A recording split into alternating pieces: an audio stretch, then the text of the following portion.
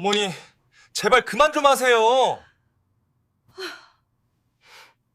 민준이의 절규가 거실에 울려 퍼졌습니다. 며느리가 아무 말 없이 집을 나간 지 석 달 63세 박순자는 그날도 며느리를 원망하고 있었습니다. 무책임한 엄마 가족을 버린 며느리라고 부엌에 걸린 꽃무늬 앞치마를 볼 때마다 혀를 찾고 그 애가 얼마나 힘들었는지는 전혀 알지 못했습니다. 더 이상 살고 싶지 않다는 문장 하나가 그녀의 인생을 송두리째 뒤흔들 줄은 그때는 꿈에도 몰랐습니다.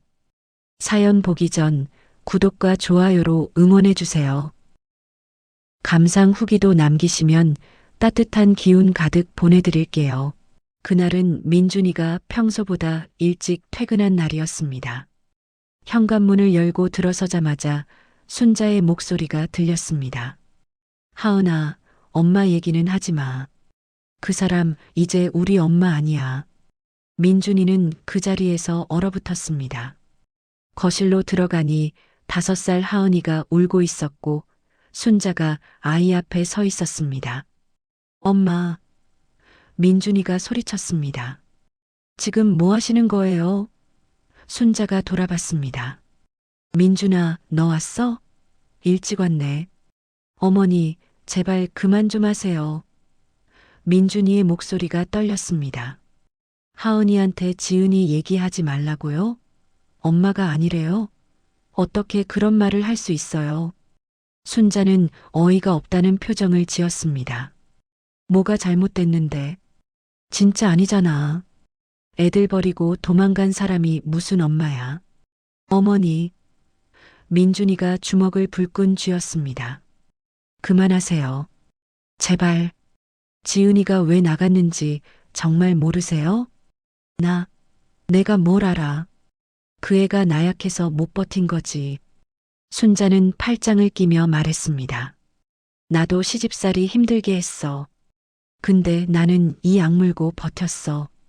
지은이는 그것도 못하고 도망간 거야. 민준이는 더 이상 참을 수가 없었습니다. 어머니가 지은이를 그렇게 만든 거예요. 매일 혼내고 뭘 해도 부족하다고 하고. 그래서 지은이가 나간 거라고요. 뭐? 순자의 얼굴이 굳어졌습니다. 지금 나한테 책임을 떠넘기는 거야?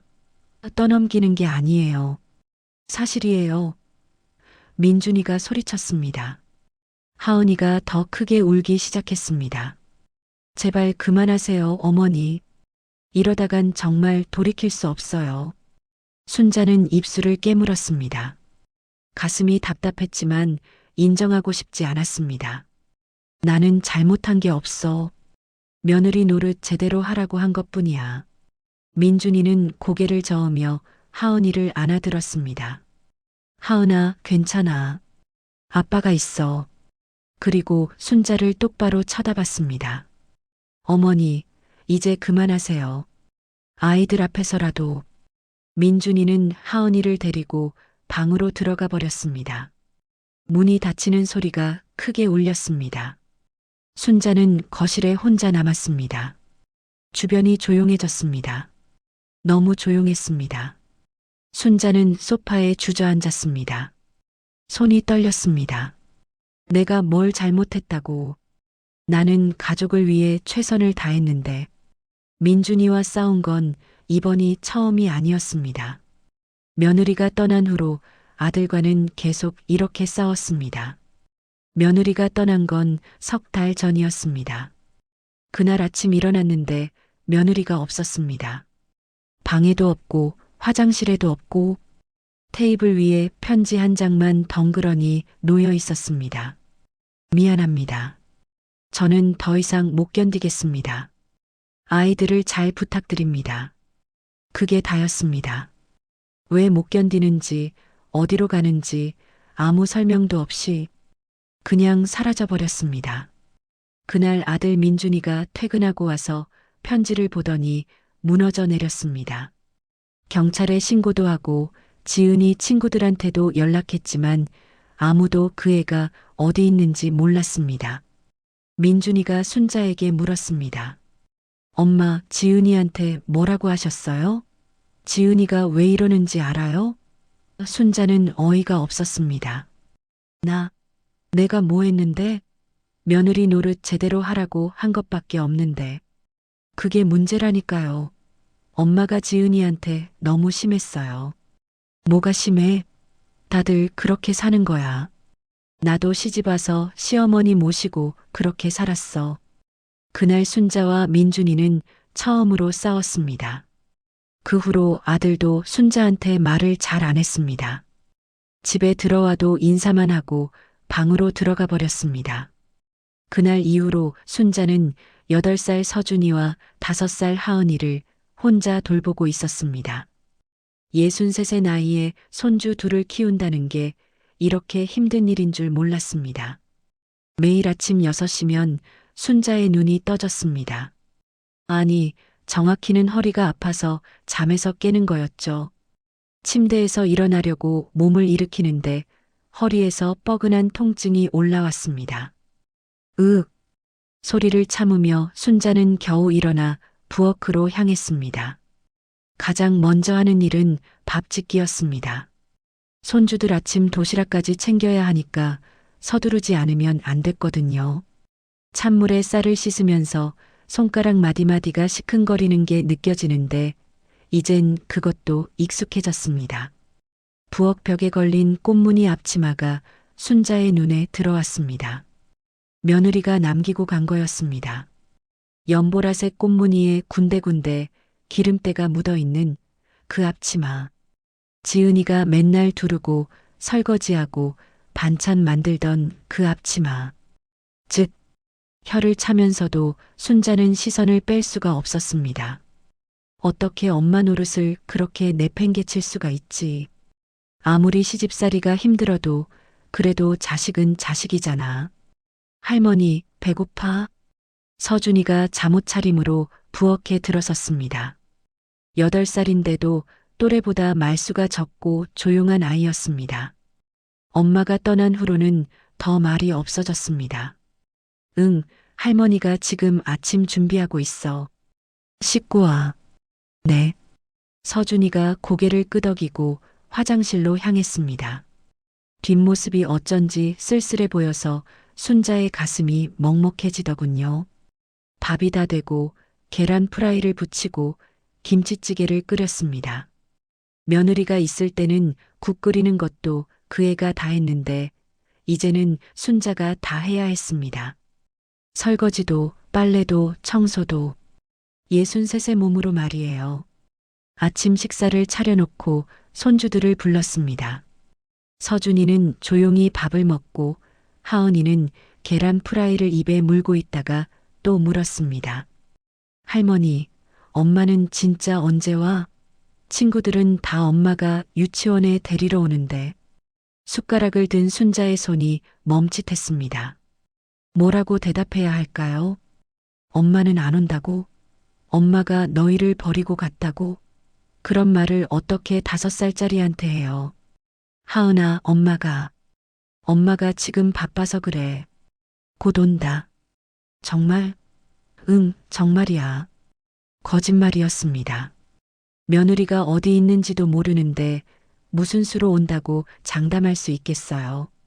하지만 손주들 앞에서는 거짓말이라도 해야 했습니다. 서준이가 순자를 쳐다봤습니다. 이 아이는 알고 있었습니다. 엄마가 안 온다는 걸. 8살이면 다 알죠.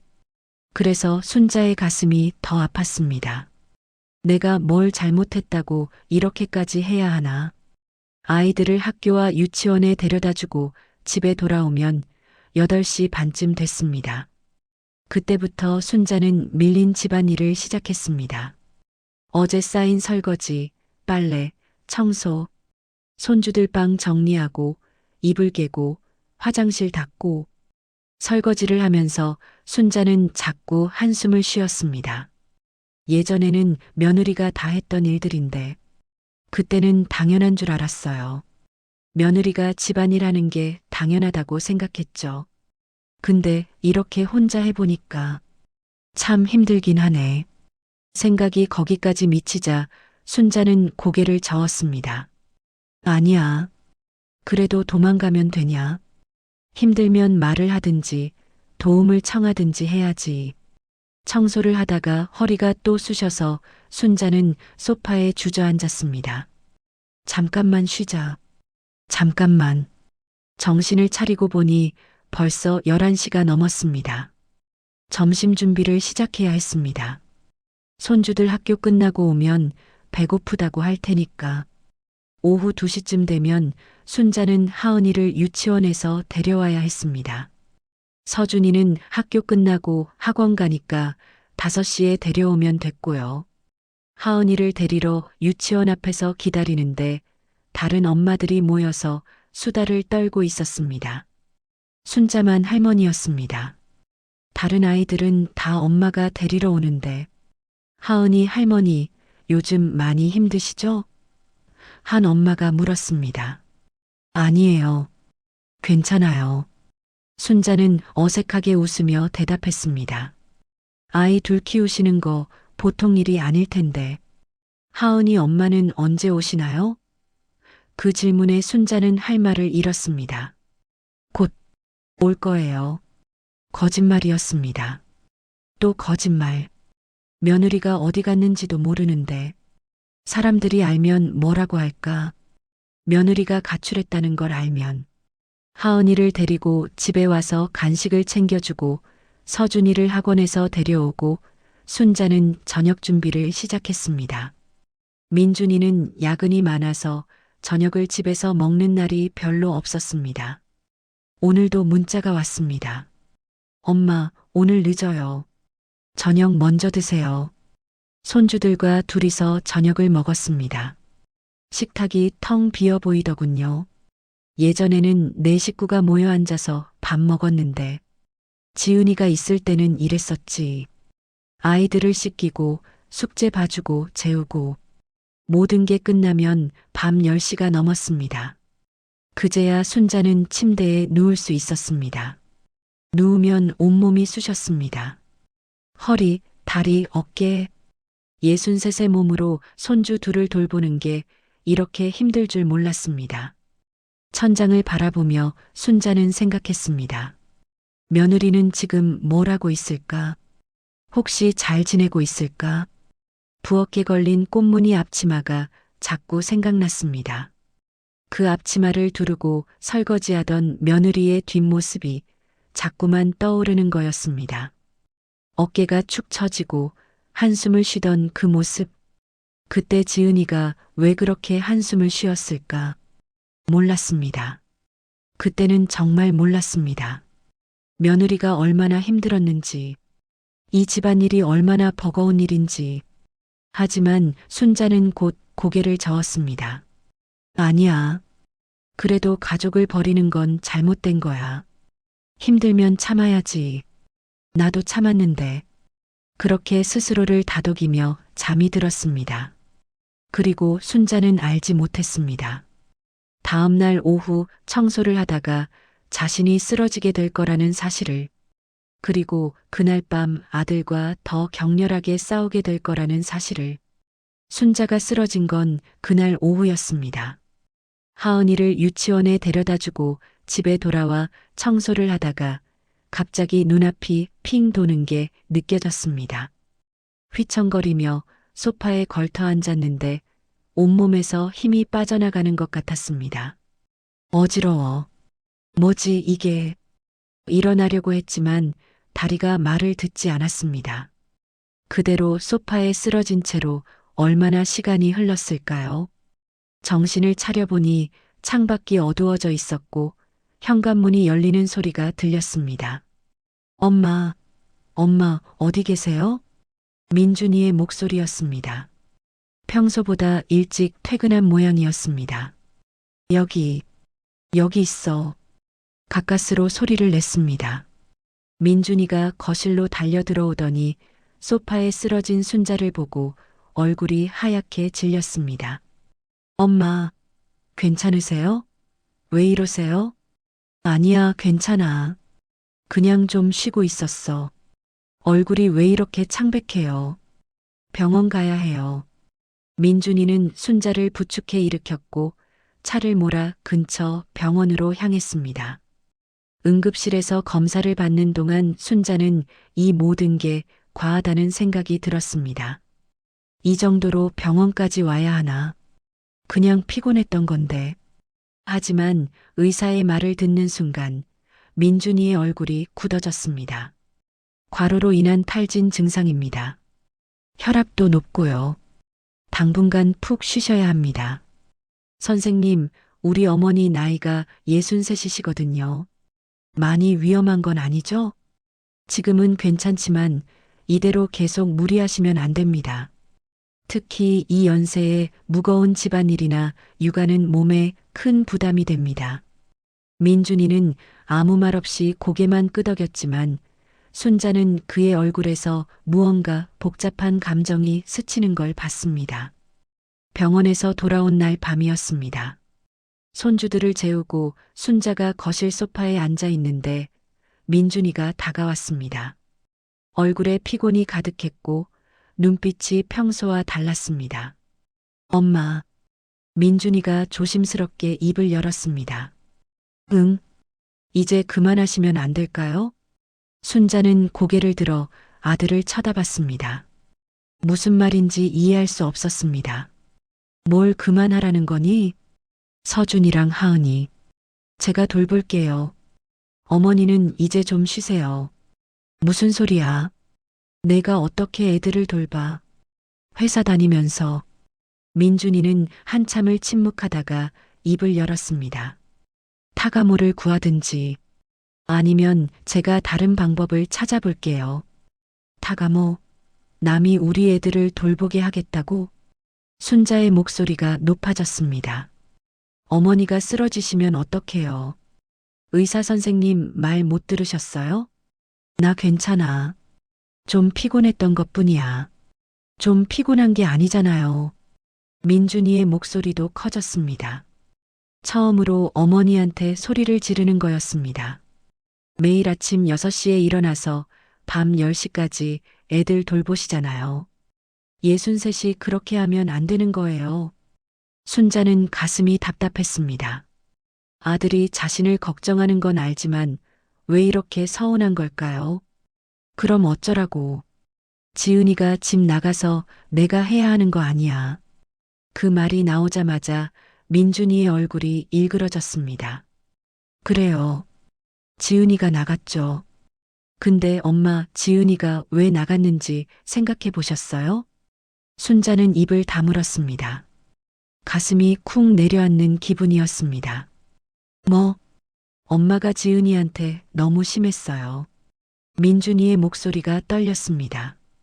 지은이가 떠난 건 엄마가 너무 혹독하게 대해서 그런 거예요.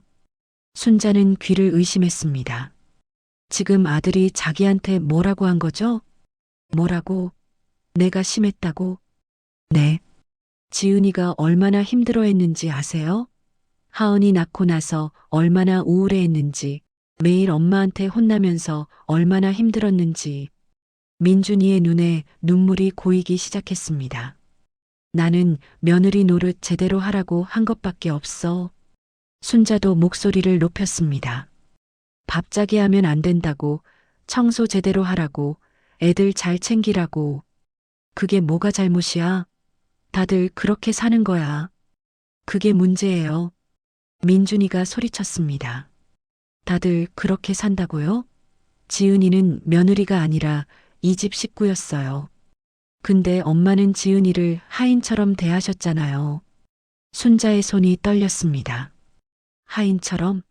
내가 며느리를 하인처럼? 그래요. 매일 아침 6시에 일어나서 밥하고, 청소하고, 빨래하고. 하은이 돌봐야 하는데 엄마는 애가 오니까 조용히 해, 밥이. 왜 이래, 청소 제대로 안 했네, 그렇게만 말씀하셨잖아요. 민준이의 목소리가 갈라졌습니다.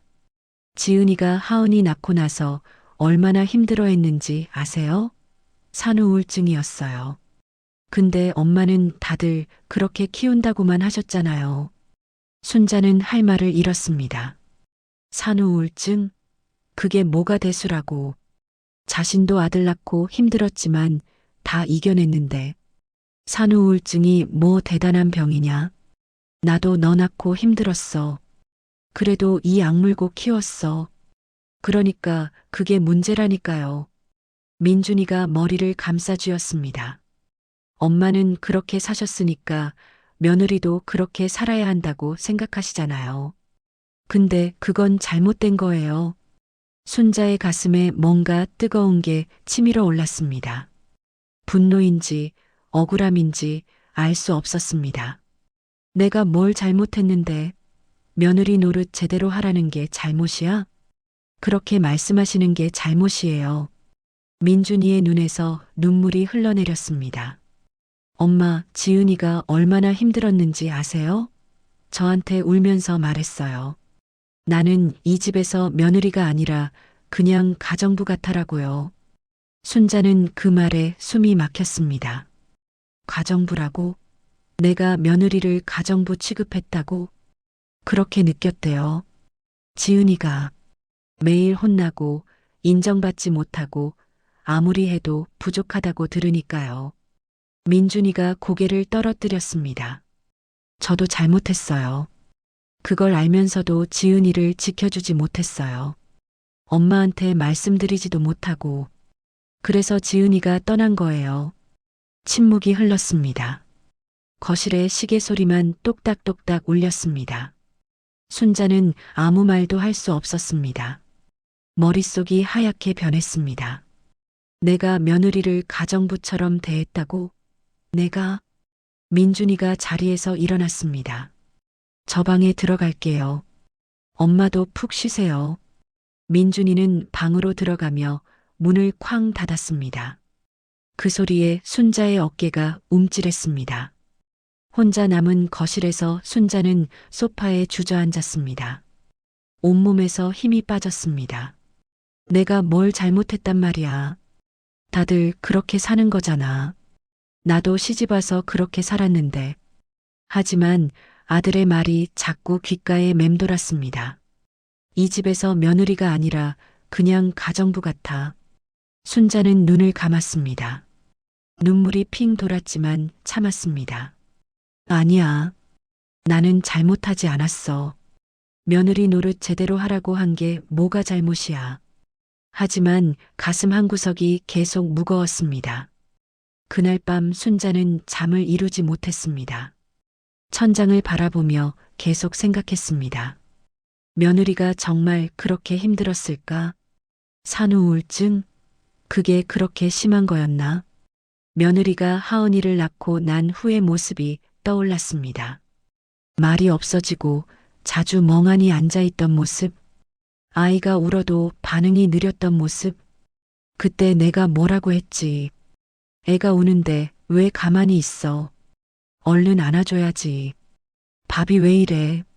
맛이 없잖아. 청소 제대로 좀 해. 먼지가 그대로 있네. 매일 그랬던 것 같습니다. 며느리가 뭘 해도 부족하다고 제대로 하라고. 근데 그게 잘못된 거였나? 순자는 고개를 저었습니다. 아니야. 나는 며느리를 위해서 그랬어. 며느리가 제대로 해야 이 집이 돌아가니까. 하지만 마음이 편하지 않았습니다. 아들의 울먹이는 목소리가 엄마가 지은이한테 너무 심했어요 라는 그 말이 계속 머릿속을 맴돌았습니다. 새벽 4시쯤 됐을까요? 순자는 침대에서 일어나 거실로 나왔습니다. 부엌으로 가서 물을 마시다가 벽에 걸린 꽃무늬 앞치마가 또 눈에 들어왔습니다. 며느리가 남기고 간 그 앞치마. 순자는 앞치마를 내려 손에 들었습니다. 기름때가 묻어 있고 어깨끈이 헤어져 있었습니다. 며느리가 얼마나 자주 입었는지 알 수 있었습니다. 이 앞치마를 입고 매일 부엌에 서 있었지. 아침부터 밤까지. 갑자기 가슴이 답답해졌습니다. 그때 지은이 얼굴이 어땠지. 기억을 더듬어 봤습니다. 며느리가 부엌에서 설거지하던 모습, 빨래 개던 모습, 아이들 밥 먹이던 모습, 늘 피곤해 보였습니다. 눈 밑에 다크서클이 있었고 웃는 일이 거의 없었습니다. 웃지 않았구나. 생각해보니 지은이가 웃는 걸 본 게 언제였지. 순자는 앞치마를 다시 걸었습니다.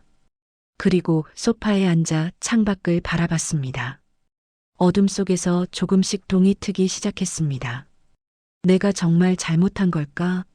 하지만 순자는 여전히 인정하고 싶지 않았습니다. 아니야. 며느리가 나약해서 못 버틴 거야. 다들 그렇게 사는데 혼자 못 견디고 도망간 거지. 스스로에게 그렇게 말했지만 가슴 한구석의 무게는 사라지지 않았습니다. 그리고 순자는 몰랐습니다. 며느리가 정말 얼마나 고통받았는지, 그 고통이 얼마나 깊었는지, 그리고 그 고통의 기록이 곧 순자 앞에 나타날 거라는 사실을. 아들과 싸운 다음 날부터 집안 분위기가 얼어붙었습니다. 순자는 평소처럼 6시에 일어나 아침 준비를 했습니다. 민준이가 출근 준비를 하고 거실로 나왔습니다. 순자와 눈이 마주쳤지만 민준이는 시선을 피했습니다. 밥 먹고 가. 순자가 말했습니다. 아니에요. 회사 가서 먹을게요. 민준이의 목소리가 차가웠습니다. 애들 잘 부탁드려요. 그 말만 남기고 나가버렸습니다. 손주들을 깨워 아침을 먹였습니다. 서준이가 물었습니다. 할머니, 아빠랑 싸우셨어요? 순자의 손이 멈칫했습니다. 아니야. 그냥 얘기 좀 한 거야. 근데 아빠가 화난 것 같았어요. 서준이의 눈빛이 불안해 보였습니다. 설거지를 하면서 어젯밤 민준이가 했던 말들이 떠올랐습니다. 지은이가 얼마나 힘들어했는지 아세요? 이 집에서 며느리가 아니라 그냥 가정부 같아. 엄마가 지은이한테 너무 심했어요. 청소를 하다가 허리가 쑤셔서 소파에 앉았습니다.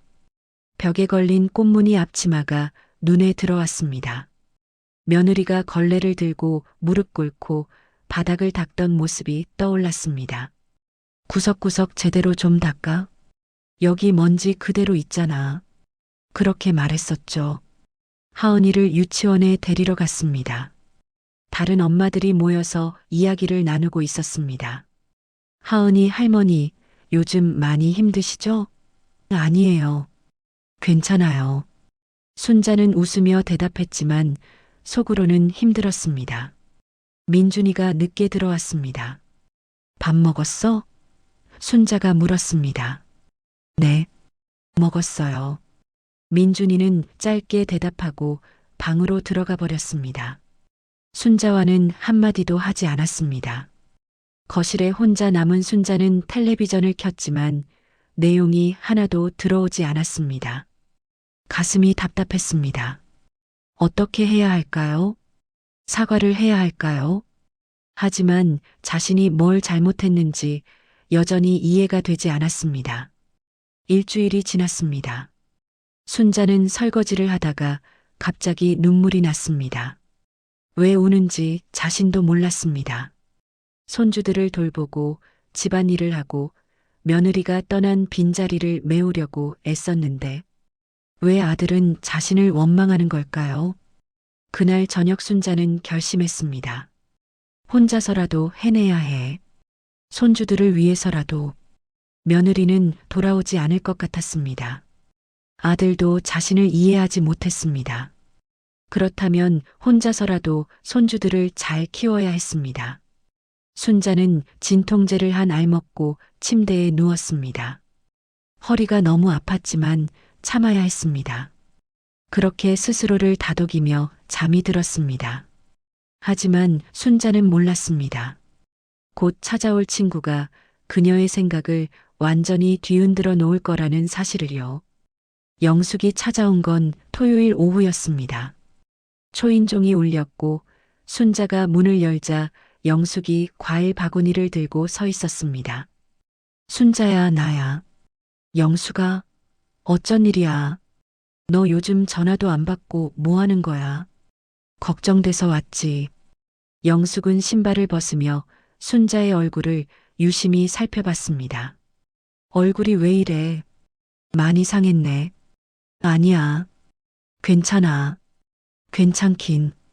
눈 밑에 다크서클 봐. 잠도 제대로 못 자는 거 아니야? 영숙이 소파에 앉으면서 물었습니다. 손주들은?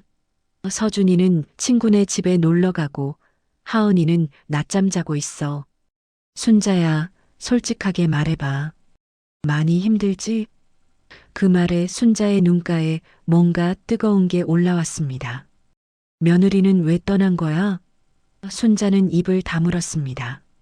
모르겠어. 갑자기 편지 한 장 남기고 나가버렸어. 갑자기 그럴 리가 없잖아. 뭔가 이유가 있었겠지. 지은이가 힘들어하는 거 못 봤어? 순자야. 영숙의 목소리가 진지해졌습니다. 너 며느리한테 너무 심했던 거 아니야? 순자는 고개를 확 들었습니다. 뭐, 내가 심했다고? 응. 솔직히 말해서 너 시어머니 노릇 좀 과했어. 지은이 시집와서 맨날 혼났잖아. 밥 못한다고, 청소 못한다고, 애들 제대로 못 본다고. 영숙은 차분하게 말했습니다. 나도 봤어. 명절 때 너네 집에 갔을 때 지은이가 부엌에서 얼마나 쩔쩔매는지. 내가 옆에서 뭐라고 하는데 손이 떨리더라고. 그건 며느리가 제대로 하라고 그런 거야. 제대로 하라고? 순자야, 그게 가르치는 거야. 혼내는 거야? 영숙의 목소리가 조금 높아졌습니다. 너 시집살이 때 생각나? 그때 얼마나 힘들었어? 순자는 입술을 깨물었습니다. 시집살이 때가 떠올랐습니다. 힘들었지. 근데 너는 며느리한테 똑같이 했잖아. 영숙이 순자의 손을 잡았습니다. 나도 알아. 우리 며느리 처음 왔을 때 나도 너처럼 했거든.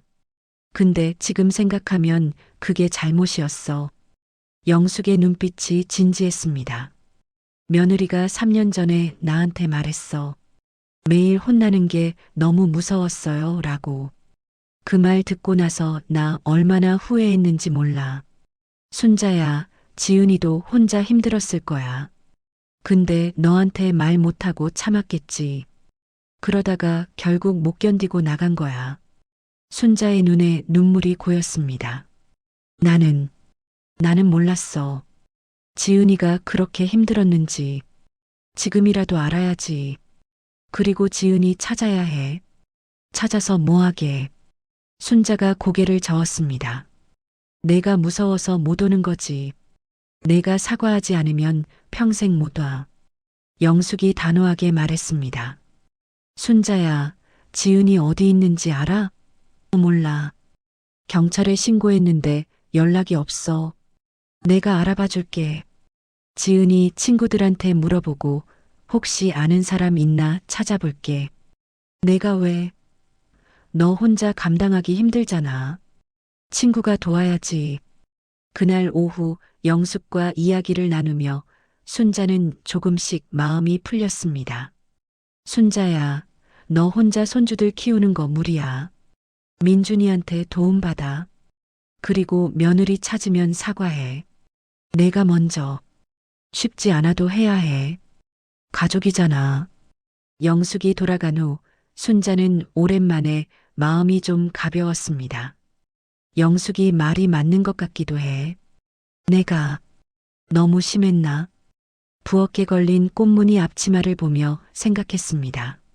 지은이가 정말 힘들었을까? 내가 몰랐던 게 뭐가 있을까? 순자는 결심했습니다.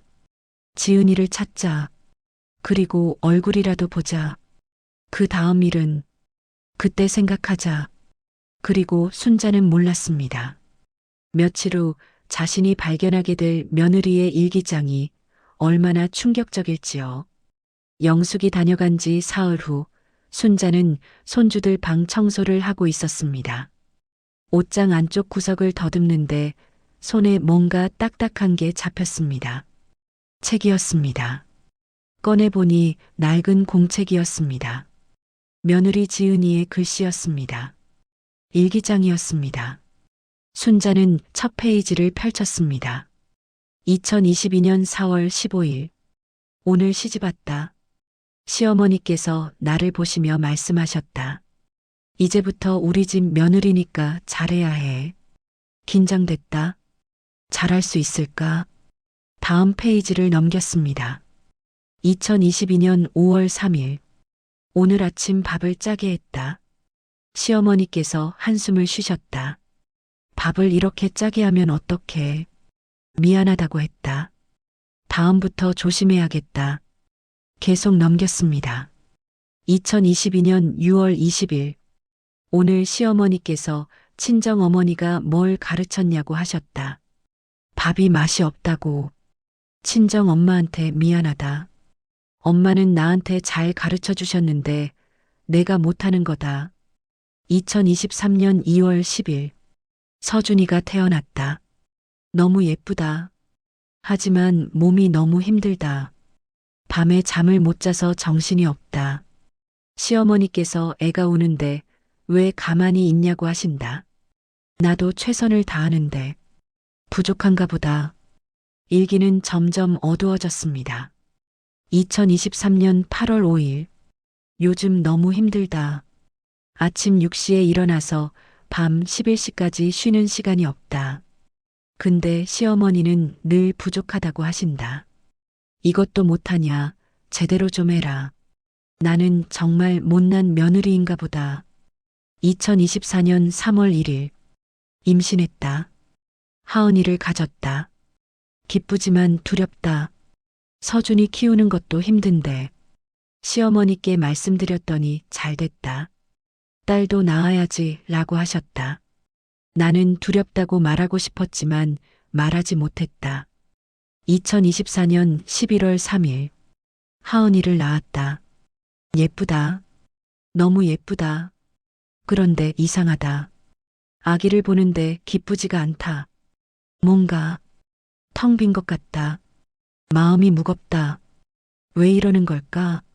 나는 엄마 자격이 없는 건가? 2024년 11월 15일. 하은이가 우는데 안아주고 싶지가 않다. 서준이가 엄마라고 부르는데 대답하기 싫다. 나는 왜 이러는 걸까? 나는 나쁜 엄마다. 시어머니께서 애를 제대로 바라고 하신다. 나도 알아요. 근데 몸이 움직이지 않아요. 2024년 12월 20일. 오늘 시어머니께 혼났다. 애들 밥도 제대로 못 먹이냐? 방 정리는 왜 안 했냐? 이것도 못하냐? 견딜 수가 없다. 나는 정말 아무것도 못하는 사람이다. 밤에 혼자 울었다. 남편은 야근 중이고 아무도 없다. 너무 외롭다. 2025년 1월 5일. 더 이상 못 견디겠다. 매일 혼나고 매일 부족하다는 소리 듣고 나는 이 집에서 며느리가 아니라 그냥 가정부 같다. 인정받고 싶다. 내가 열심히 한다는 걸 알아주면 좋겠다. 2025년 2월 10일. 오늘 거울을 봤다. 내가 누군지 모르겠다. 이게 나인가? 눈빛이 죽어 있고 얼굴이 창백하고 예전에 나는 어디로 간 걸까? 시집 오기 전에는 웃는 일이 많았는데 이제는 웃는 법도 잊어버린 것 같다. 마지막 페이지를 펼쳤습니다. 며느리가 떠나기 일주일 전이었습니다. 2025년 3월 20일. 더 이상 살고 싶지 않다. 아침에 눈을 뜨는 게 싫다. 아이들을 보는 것조차 힘들다. 나는 나쁜 엄마다. 나쁜 며느리다. 나쁜 사람이다. 순자는 그 자리에 주저앉았습니다. 일기장을 떨어뜨리고 두 손으로 얼굴을 가렸습니다. 신음이 터져 나왔습니다. 차라리 없어지는 게 낫다고. 더 이상 살고 싶지 않다고. 순자는 일기장을 다시 집어들고 처음부터 끝까지 읽었습니다. 눈물로 범벅이 되어서 3년 동안의 기록. 며느리가 얼마나 힘들었는지, 얼마나 인정받고 싶었는지, 얼마나 외로웠는지 그 모든 게 고스란히 적혀 있었습니다. 순자는 울었습니다. 소리내어 울었습니다. 미안해. 지은아, 미안해. 빈방에 혼자 앉아서 며느리에게 사죄했습니다. 내가 몰랐어. 내가 그렇게 힘들었는지. 내가 너무 심했어. 미안해. 얼마나 시간이 지났을까요? 순자는 눈물을 닦고 일어났습니다. 지은이를 찾아야 해. 당장 일기장을 꼭 안고 거실로 나왔습니다. 전화기를 들고 영숙에게 전화를 걸었습니다. 영숙아, 나야. 순자의 목소리가 떨렸습니다. 순자야? 무슨 일이야? 목소리가 왜 그래? 지은이 일기장을 찾았어. 영숙이 잠시 침묵했습니다. 읽었어? 응, 다 읽었어. 순자는 눈물을 흘리며 말했습니다. 영숙아, 내가 정말 심했어. 지은이가 얼마나 힘들었는지. 죽고 싶을 만큼 힘들었대. 순자야, 지은이를 찾아야 해. 당장 찾아야 해. 사과해야 해. 영숙이 대답했습니다. 알았어. 내가 알아본 게 있어. 지은이 친구한테 들었는데 지은이가 어디 있는지 알 것 같아. 순자의 심장이 쿵 내려앉았습니다. 어디 있어? 순자야, 놀라지 마. 지은이가 병원에 있대. 순자는 숨이 멎는 것 같았습니다. 병원? 다쳤어? 아파? 아니, 정신과 병원이야. 그 말에 순자는 그 자리에 주저앉았습니다. 정신과 병원. 며느리가 정신과 병원에 입원해 있다고. 순자는 알지 못했습니다. 며느리가 얼마나 깊은 절망에 빠져 있었는지, 그리고 이제 자신이 그 병원으로 찾아가 무릎 꿇고 사과해야 한다는 거요. 전화를 끊은 순자는 그 자리에서 한참을 움직이지 못했습니다. 정신과 병원. 며느리가 정신과 병원에 입원해 있다니. 내가 며느리를 그렇게까지 만든 거구나. 손에 들린 일기장이 무거웠습니다. 영숙한테서 들은 병원 이름을 메모했습니다. 지방에 있는 작은 정신병원이었습니다. 차로 2시간 거리. 당장 가야 해. 지은이를 만나야 해. 하지만 순자는 일어설 수가 없었습니다. 다리가 떨렸습니다. 두려웠습니다. 민준이에게 알려야 했습니다. 아들도 알아야 했습니다. 순자는 떨리는 손으로 민준이에게 전화를 걸었습니다. 여보세요? 엄마, 민준아. 순자의 목소리가 떨렸습니다. 왜요? 무슨 일이에요? 지은이 찾았어. 전화 너머로 민준이 숨쉬는 소리가 거칠어졌습니다. 어디요? 어디 있어요? 병원이야. 정신과 병원에. 입원해 있대. 침묵이 흘렀습니다. 길고 무거운 침묵. 뭐라고요? 민준이의 목소리가 갈라졌습니다. 정신과 병원이라고요? 응. 영숙이가 알아봤는데 지은이가 우울증이 너무 심해져서. 순자는 더 이상 말을 잇지 못했습니다. 어느 병원이에요? 민준이가 소리쳤습니다. 순자는 울먹이며 병원 이름을 말했습니다. 나 지금 바로 간다. 민준이가 전화를 끊으려 하자 순자가 말했습니다. 민준아, 나도 같이 가면 안 될까? 엄마는 오지 마세요. 민준이의 목소리가 차가웠습니다. 엄마가 가면 지은이가 더 힘들어할 거예요. 그 말에 순자의 가슴이 무너졌습니다. 민준아, 나 사과하고 싶어. 지은이한테 미안하다고. 지금 와서 미안하다고요? 민준이의 목소리가 떨렸습니다.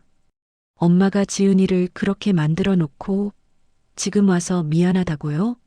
순자는 아무 말도 할 수 없었습니다. 엄마가 지은이를 죽이는 거예요. 민준이가 울부짖었습니다. 매일매일 혼내고 뭘 해도 부족하다고 하고 산후 우울증인데도 다들 그렇게 키운다고 하고 그래서 지은이가 병원에 입원한 거예요. 순자는 눈물을 흘리며 들었습니다. 나 몰랐어. 지은이가 그렇게 힘들었는지 몰랐다고요? 몰랐어요? 민준이의 목소리가 더 높아졌습니다. 제가 말씀드렸잖아요. 지은이가 힘들어한다고. 근데 엄마는 다들 그렇게 산다고만 하셨잖아요. 나 미안해. 정말 미안해. 미안하다고 해서 되는 게 아니에요. 민준이가 흐느꼈습니다. 지은이가 병원에서 자해 시도까지 했대요. 손목에 칼자국이. 순자는 숨이 막혔습니다. 엄마 때문이에요. 엄마가 지은이를 그렇게 만든 거예요. 민준이의 말이 칼처럼 파고들었습니다. 나 이제 회사 나가서 바로 병원 갈게요. 엄마는 집에 계세요. 제발. 전화가 끊겼습니다. 순자는 바닥에 주저앉았습니다. 신음이 터져 나왔습니다. 내가 며느리를 죽이려고 한 거구나. 자해까지 했다고. 손목에 칼자국이 있다고. 지은이가 얼마나 절망적이었으면. 순자는 며느리의 일기장을 다시 펼쳤습니다. 마지막 페이지. 더 이상 살고 싶지 않다. 그 문장이 눈에 들어왔습니다. 지은아, 미안해. 정말 미안해. 순자는 일기장을 가슴에 안고 울었습니다.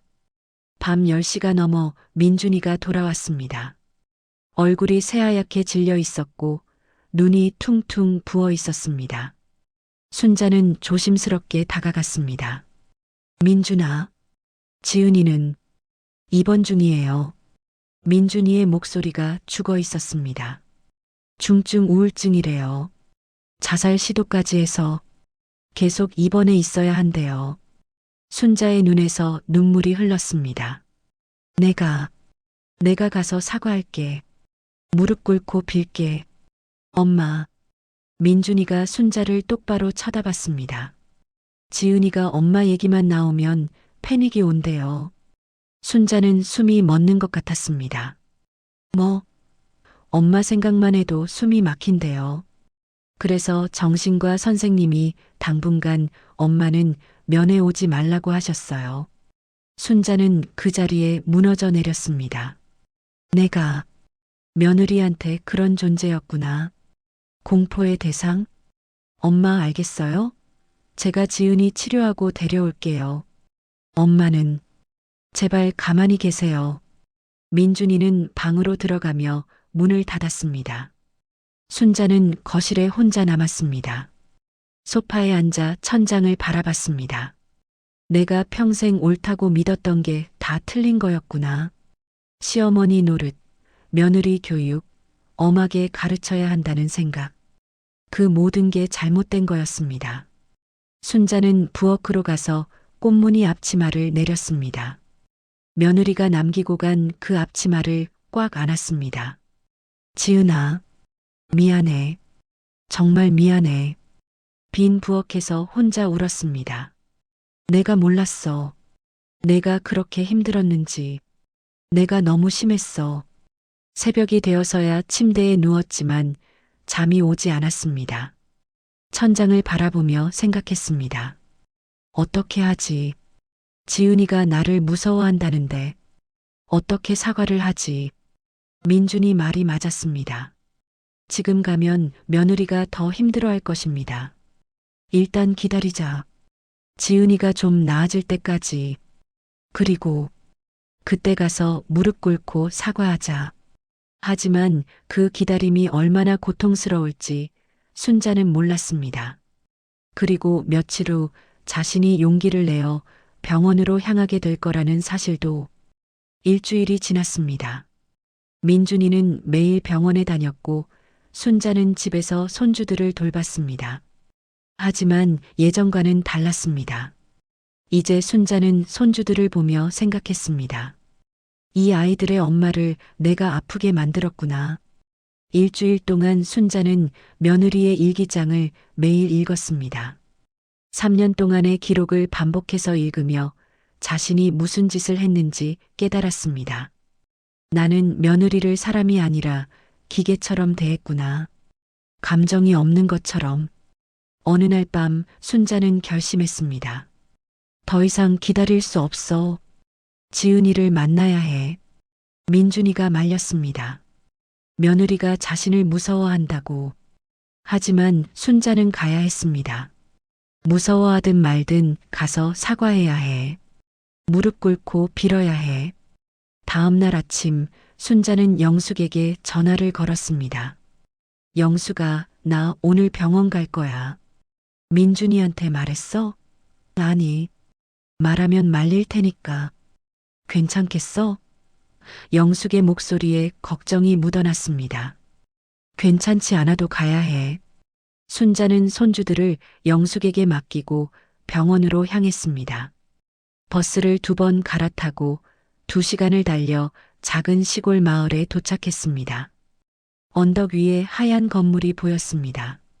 저기가 병원이구나. 다리가 떨렸습니다. 올라가기가 무서웠습니다. 병원 로비에 들어서자 간호사가 물었습니다. 누구 찾으세요? 이지은. 이지은 환자 면회 왔는데요. 가족분이세요? 네, 시어머니입니다. 간호사의 얼굴이 굳어졌습니다. 아, 잠시만요. 간호사가 어디론가 전화를 걸었습니다. 한참 후에 돌아와서 말했습니다. 담당 선생님께서 면회 시간을 짧게만 해달라고 하셨어요. 환자분이 많이 예민한 상태라서요. 알겠습니다.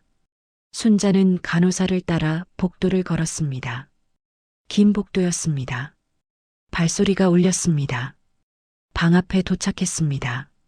간호사가 문을 두드렸습니다. 지은 씨, 면회 오셨어요. 문이 열렸습니다. 순자는 숨을 멈췄습니다. 며느리가 서 있었습니다.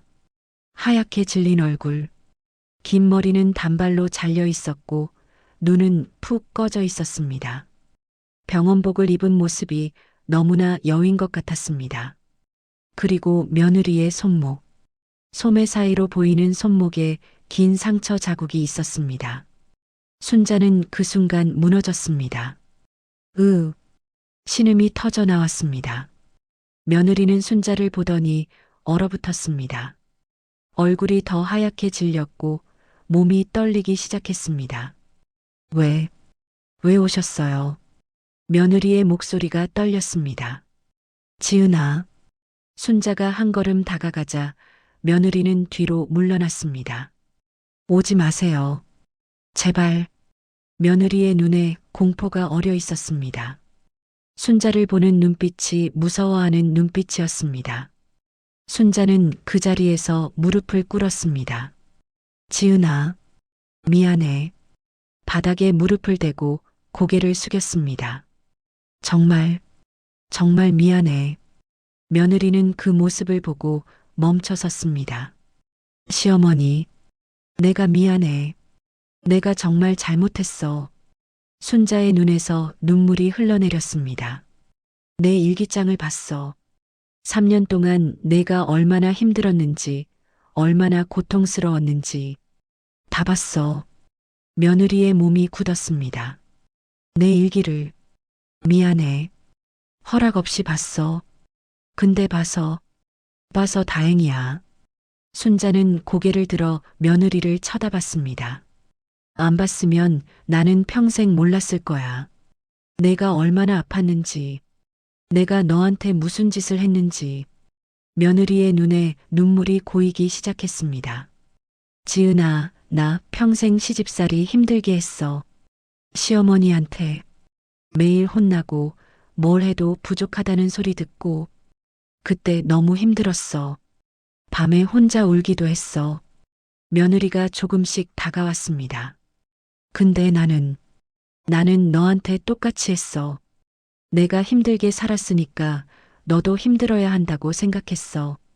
그게 당연한 거라고 생각했어. 근데 그게 잘못이었어. 며느리가 순자 앞에 섰습니다. 시어머니, 나 잘못했어. 너한테 너무 심했어. 순자는 며느리의 손을 잡으려 했지만 손목에 상처가 보여서 멈칫했습니다. 이거 내가 이렇게 만든 거지. 며느리는 손목을 감추려 했지만 순자가 조심스럽게 잡았습니다. 미안해. 내가 너를 이렇게까지 아프게 만들었어. 순자는 며느리의 손목에 입을 맞췄습니다. 상처에 미안해. 정말 미안해. 며느리가 울음을 터뜨렸습니다. 저 정말 힘들었어요. 순자가 며느리를 안았습니다. 알아, 지은아. 내가 얼마나 힘들었는지 이제 알아. 매일 혼나는 게 너무 무서웠어요. 뭘 해도 부족하다고 하시니까. 저는 정말 못난 사람인 줄 알았어요. 아니야. 내가 못난 게 아니야. 순자가 며느리 등을 토닥였습니다. 내가 못난 거야. 내가 며느리를 이해하지 못한 거야. 하은이 낳고 나서 너무 우울했어요. 근데 말할 수가 없었어요. 시어머니한테 혼날까봐. 이것도 못하냐는 소리 들을까봐. 미안해. 내가 내 마음을 몰랐어. 순자는 며느리를 더 꽉 안았습니다. 지은아, 나한테 기회를 줄 수 있니? 며느리가 순자를 쳐다봤습니다. 나 바꿀게. 예전처럼 안 할게. 더 이상 혼내지 않을게. 뭘 해도 부족하다고 하지 않을게. 너를 며느리가 아니라 진짜 딸처럼 대할게. 며느리의 눈에서 눈물이 또 흘렀습니다. 저 자신이 없어요. 다시 시댁에 가서 잘할 수 있을지. 안 해도 돼. 순자가 단호하게 말했습니다. 집안일 안 해도 돼. 청소도 빨래도 밥도 내가 할게. 너는 그냥 우리 아이들 엄마로만 있어줘. 며느리가 믿을 수 없다는 표정을 지었습니다. 정말요?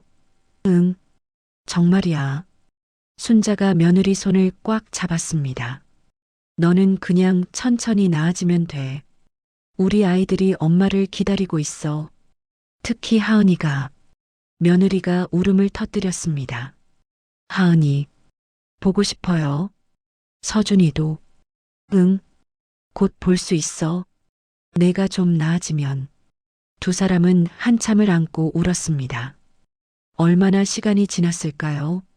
간호사가 들어와서 조심스럽게 말했습니다. 면회 시간이 다 됐어요. 순자는 며느리를 놓아주며 말했습니다. 지은아, 나 다시 올게. 매일 올게. 네. 며느리가 작게 대답했습니다. 천천히 나아. 우리 기다릴게. 순자는 방을 나서며 뒤돌아봤습니다. 며느리가 서서 순자를 보고 있었습니다. 예전의 공포스러운 눈빛은 아니었습니다. 조금은 부드러워진 눈빛이었습니다. 병원을 나서는 순자의 눈에서 눈물이 흘렀습니다. 지은아, 정말 미안해.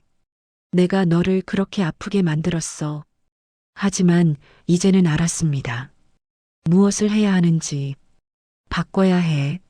내가 완전히 바뀌어야 해. 그래야 지은이가 돌아올 수 있어. 한 달이 지났습니다.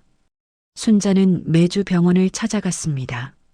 처음에는 짧은 면회만 허락됐지만 점점 시간이 길어졌습니다. 며느리는 조금씩 나아지고 있었습니다. 얼굴에 혈색이 돌기 시작했고 가끔 미소도 지었습니다. 어느 날 의사가 순자를 불렀습니다. 지은 씨 상태가 많이 좋아졌습니다. 다음 주쯤 퇴원 가능할 것 같습니다. 순자는 기뻤지만 동시에 두려웠습니다. 지은이가 집에 와서 괜찮을까? 나를 다시 무서워하진 않을까? 퇴원 전날 순자는 집 대청소를 했습니다. 며느리 방을 정리하고 새 이불을 깔고 꽃도 장식했습니다. 그리고 부엌에 걸려있던 꽃무늬 앞치마를 깨끗이 빨아서 옷장에 넣었습니다.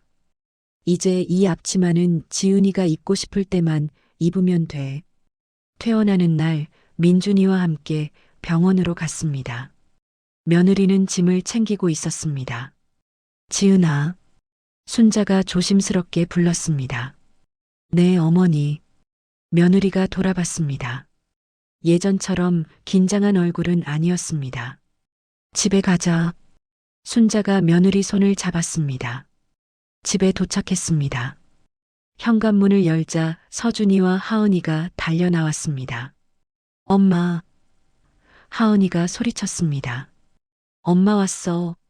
며느리는 그 자리에서 무릎을 꿇고 아이들을 안았습니다. 미안해.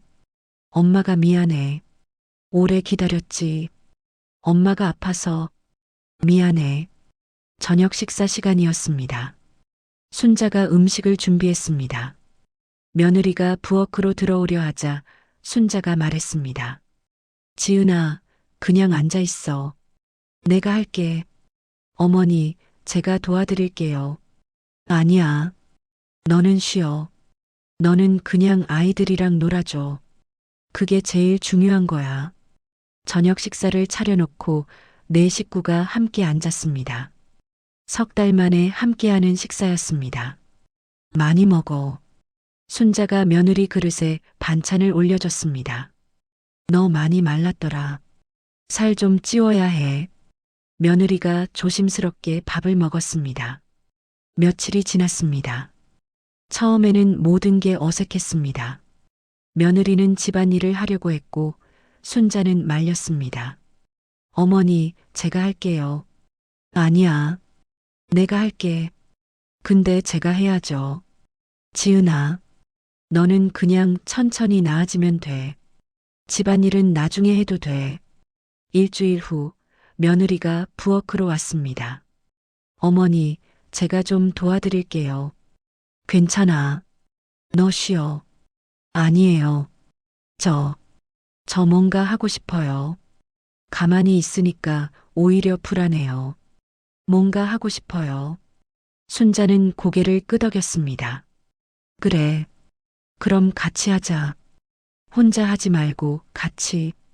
두 사람은 함께 저녁을 준비했습니다. 순자가 국을 끓이는 동안 며느리가 반찬을 만들었습니다. 지은아, 이거 간 좀 봐줄래? 순자가 국을 떠서 며느리에게 건넸습니다. 맛있어요, 어머니. 정말? 다행이다.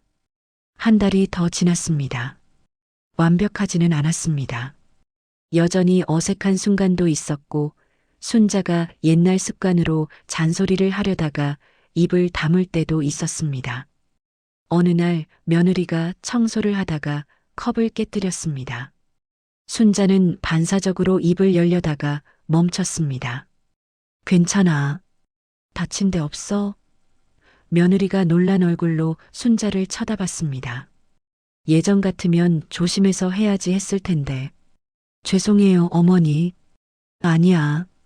컵은 또 사면 되지. 내가 다치지 않은 게 중요해. 며느리의 눈에 눈물이 고였습니다. 어머니, 감사해요. 뭐가? 변하려고 노력해 주셔서요. 순자가 며느리를 안았습니다. 나도 고마워. 돌아와줘서. 어느 토요일 오후 네 식구가 거실에 모여 앉아 있었습니다.